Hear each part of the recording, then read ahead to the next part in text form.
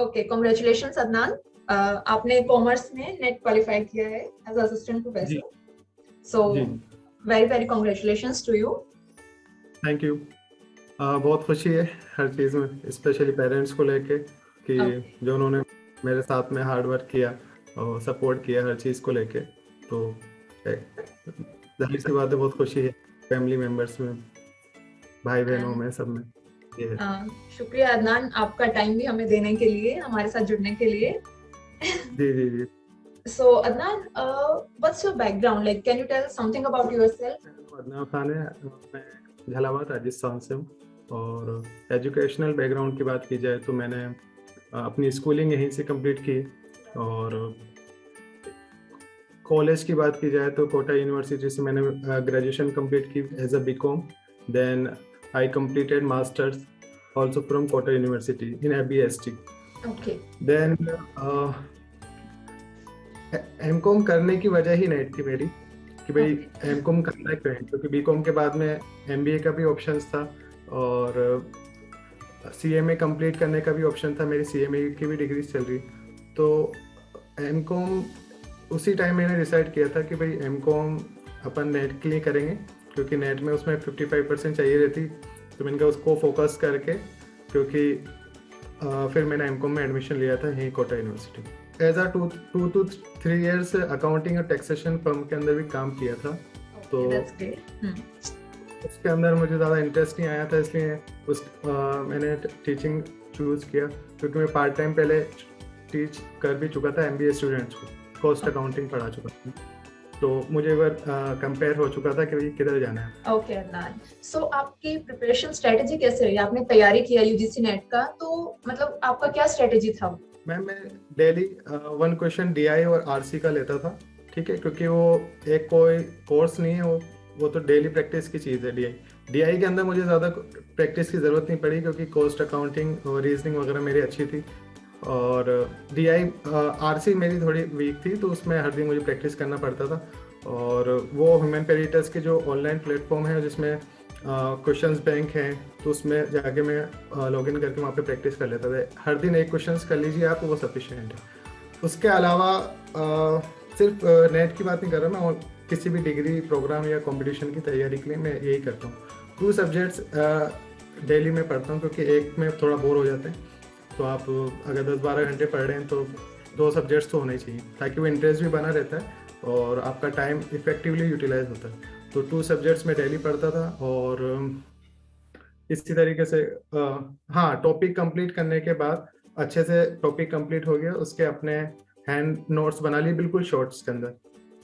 Notes वो वाले नहीं जो बुक वाले कंप्लीट होते हैं कि आप पूरे पूरे नोट्स भर रहे हैं, ऐसा नहीं, बिल्कुल शॉर्ट हैंड रिटन नोट्स जिसे कह सकते हैं, जो आपके अलावा दूसरा शायद समझ भी नहीं पाए।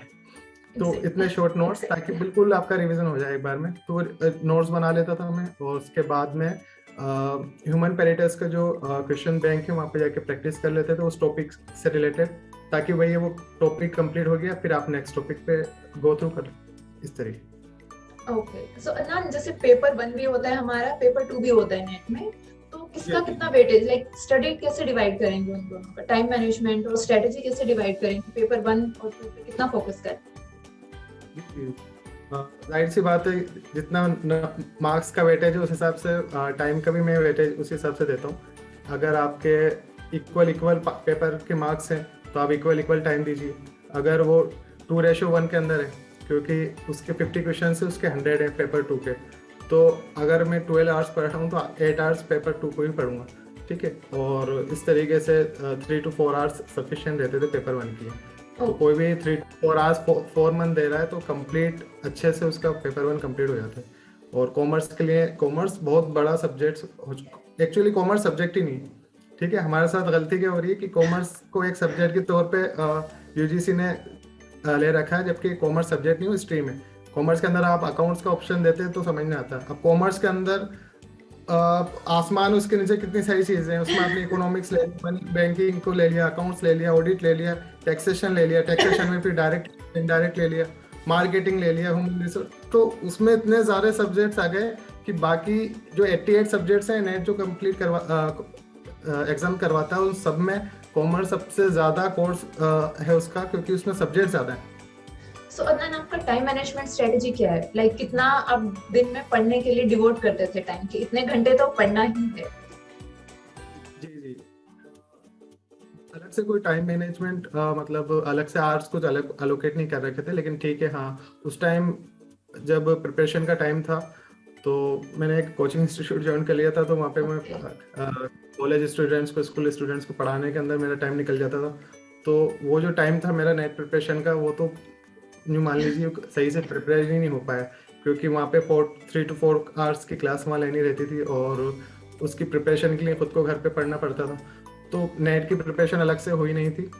और बस यूँ मान लीजिए वो जो आपके 12 जो बुक्स ह्यूमन पेरिटस की तरफ से आई थी, उसमें से मैं 3 to 4 बुक्स ही कंप्लीट कर पाया। अगर वो 12 बुक्स कंप्लीट कर लेता तो शायद JRF का 100% आती है। तो बाकी स्टूडेंट्स को लेके बात की जाए तो कम से कम आपको 8 to 10 आवर्स तो पढ़ना ही पड़ेगा, क्योंकि उसमें बहुत सी चीज़ें जिस पे लोग डिस्कस नहीं करते, वो ये है कि कॉमर्स के अंदर अभी रूल आया था UGC की तरफ से कि उन्होंने CA, CS, CMA तीनों को डायरेक्ट एंट्री दे दी। MCOM की 60% उनको माना गया है, तो चाहे उन्होंने BCom MCOM नहीं भी किया हुआ, वो डायरेक्ट UGC नेट दे सकते हैं। तो वो जो ट्रैफिक है वो पूरा इधर आ गया कॉमर्स के लिए, बाकी सब्जेक्ट्स में नहीं आया, इकोनॉमिक्स वगैरह बाकी में नहीं है, लेकिन कॉमर्स के अंदर वो सब आ गए। और वो सब बहुत अच्छे क्वालिफाइड स्किल्ड लोग हैं और बहुत इंटेलिजेंट है वो सारे। आप जानते हैं chartered accountant, cost and management accountant कितने टफ कंपटीशन होता है उसके अंदर, तो वो कंपटीशन भी यहाँ पे आ गया। तो इस वजह से कंपटीशन इतना बढ़ गया है, तो आप एज अ कैजुअल सोचें तो अपना टाइम वेस्ट करना है, आपको कम से कम 8 to 10 आवर्स तो पढ़ना ही पड़ेगा। उसके अलावा भी एक एवरेज स्टूडेंट्स के लिए भी 6 मंथ की प्रिपरेशन तो चाहिए ही चाहिए। 4 मंथ्स उसको कोर्स कंप्लीट करने के लिए, 2 मंथ्स उसके रिविजन्स और क्या कहते हैं अपनी टेस्ट, मॉक टेस्ट, ज़्यादा से ज़्यादा मॉक टेस्ट देके अपनी कमियों को देखते हुए, तो उसमें रिविजन्स के लिए 2 मंथ छोड़ें आप, और 4 मंथ कोर्स के लिए चाहिए, क्योंकि 20 सब्जेक्ट्स में बहुत बड़ा स्कोप हो गया। वो इनकम टैक्स अपने आप में 6 मंथ्स की क्लास लगती है इनकम टैक्स की, वो एक इनकम टैक्स उसमें 5 मार्क्स का भी नहीं है, तो लेकिन पढ़ना आपको सब पड़ेगा। कॉमर्स में बहुत ज्यादा है। ओके, सो अदनान, कोई लास्ट में आप टिप्स देना चाहेंगे स्टूडेंट्स को, फ्यूचर एस्पिरेंट्स की, उनको क्या करना चाहिए, like what to do and don't? जी मैम देखिए, टीचिंग के अंदर आप जब भी आइए, आप पैसा कमाने का अगर आपका ऑब्जेक्टिव है स्टूडेंट्स को मैं यही कहना चाहूँगा, तो आप बिजनेस कीजिए, ठीक है ना। आप यहाँ पे मनी को लेके नहीं आइए कि भाई अच्छी इनकम होगी, असिस्टेंट प्रोफेसर की अच्छी सैलरी होती है। मैं यहाँ पे सिर्फ एक्सक्लूसिवली इसलिए आया क्योंकि टीचिंग के अंदर मुझे बहुत अच्छा लगता है पढ़ना पढ़ाना, और उसके अलावा और भी बहुत अच्छे ऑब्जेक्टिव्स भी हैं कि भाई जो कि पुअर फैमिलीज से हैं बच्चे, वो आगे बढ़ नहीं पाते, उनको सही काउंसलिंग नहीं मिल पाती, ठीक है। तो और उसके अलावा भी उनकी फीस वगैरह देना, और उनको थोड़ा फ्री में पढ़ा दें या डिस्काउंट में पढ़ा दें, ठीक है। तो एक टीचर का इतना ज़्यादा इंपॉर्टेंट रोल है एक बच्चे पूरी नेशन बिल्ड करने के अंदर जी। तो उस चीज़ के अंदर मैंने कहा अपन कुछ कंट्रीब्यूट भी कर पाएंगे। और अपने आप को पहले रियलाइज़ कीजिए कि आपको करना क्या है। ये पैसे की वजह से डिसाइड मत कीजिए कि मुझे ये करना है ये करना है, आपको देखिए आपका इंटरेस्ट किस चीज़ में, फिर उस चीज़ के अंदर अपना 100% दीजिए। इसलिए मुझे टीचिंग में जाना था तो मैंने टीचिंग चूज़ किया। अब टीचिंग के अंदर बीएड और नेट ये दोनों ही ऑप्शन है। बीएड भी मेरा कंटिन्यू है क्योंकि मुझे स्कूलिंग में भी एक क्या कहते हैं अपॉर्चुनिटीज ओपन हो जाती हैं, और नेट क्लियर हो ही गया तो सारी यूनिवर्सिटीज़ कॉलेजेस के लिए ऑप्शन अवेलेबल हो गया आपका। ये है, तो आपको अगर नेट ही करना है तो प्रॉपर फोकस्ड होके एक्सपर्ट कोचिंग इंस्टीट्यूट से आप पढ़िए, क्योंकि जब मैंने गूगल किया था इस बारे में, एक नॉर्मल फोन भी लेते हैं तो बहुत ज़्यादा सर्च करते हैं सब, इससे कंपेरिजन कैमरा कंपेरिजन वगैरह ये। तो नेट की ऑल इंडिया जितने अच्छे अच्छे कोचिंग इंस्टीट्यूट से मटेरियल्स वगैरह सबके मैंने देखे, वीडियोस देखी, लेकिन उन सब में ह्यूमन पेरिटस बिल्कुल बेस्ट था, इसमें कोई डाउट नहीं है। मैं सिर्फ तारीफ की बात नहीं कर रहा, हक है वाकई में कि इतना अच्छा कंटेंट दिया था।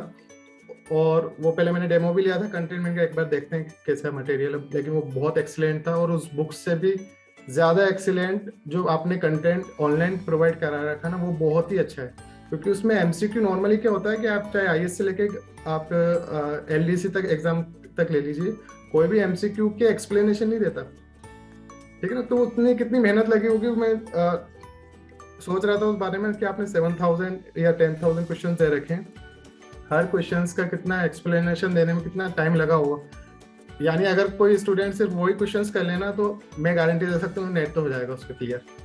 ये सिर्फ वही क्वेश्चंस कर ले क्योंकि उसमें एक्सप्लेनेशन है, पूरा कोर्स कंप्लीट है, हाथों हाथ रिवीजन भी हो जाता है उसी चीज का। नहीं तो क्या होता है कि बस आंसर पता है, उसके पीछे के रीजन पता नहीं है, अब उसमें क्या नीचे एक्सप्लेनेशन पूरी डिटेल आ जाती है।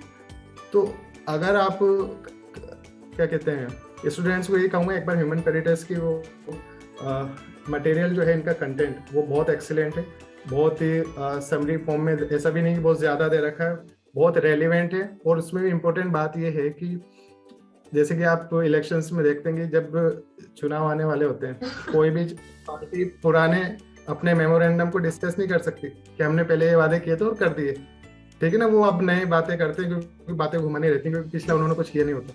लेकिन ह्यूमन पेरिटस जब भी एग्जाम क्लियर हो जाता है, एग्जाम कंप्लीट हो जाता है, तो उसके क्वेश्चंस लेके वो बोलते हैं कि इसमें से हमारा कितना कंटेंट आया। तो ये उसी में कॉन्फिडेंस होगा जिसने वाकई में मेहनत की होगी कंटेंट को लेके कि इस पेपर के अंदर हमारा 80 to 90% आ रहा है कोर्स। तो ये और वाकई में इतना ही पेपर आया उसमें से। अगर मैं पूरी बुक कंप्लीट करता ना तो यार 100 फर्स्ट रैंक पर आता मैं, यूँ मान लीजिए। इतना अच्छा मटेरियल था और एमसीक्यू बहुत अच्छी। किसी को अगर वीडियो की रिक्वायरमेंट है तो वीडियो परचेज कर सकता है, आपका वो भी कोर्स है पूरा। मुझे उसकी ज़्यादा रिक्वायरमेंट थी नहीं क्योंकि मैं वैसे ही टीचिंग प्रोफेशन में था, मुझे बस कंटेंट अच्छा चाहिए था, एमसीक्यूज चाहिए थे। तो वो बहुत बेहतरीन है और मैं पूरी थैंकफुल करूँगा ह्यूमन पेरिटस टीम को, इतना अच्छा मटेरियल प्रोवाइड किया है उन्होंने और घर बैठ के इतनी अच्छी तैयारी भी हो गई इसमें। So Adnan, thank you so much, बहुत अच्छा लगा आपसे बात करके and thank you so much, शुक्रिया हमारे साथ जुड़ने के लिए। All the best for your future. Opportunity दी कि आपसे बात कर सके जी, बहुत थैंक्स अ लॉट। ओके।